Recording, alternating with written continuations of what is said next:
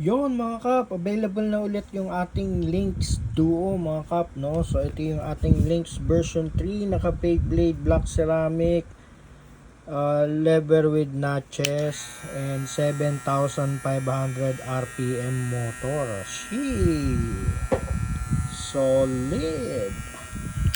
And then at the same time, ito yung kapares niya na Lynx Detailer T-outliner blade black ceramic zero gap. Solid na solid to mga kap. Yan. Okay, so again mga kap, if in case pumurol, meron tayong available na blade nitong Lynx V3 at saka itong Lynx Detailer. Available po yan mga kap. Bilang suporta po yan dun sa ating mga buyer, no? Yung mga blade, yung mga clipper na binebenta natin, syempre nag-a-avail din tayo. We make sure na available lang replacement blade. Okay, maraming salamat mga kap. Direct message lang po. God bless you all.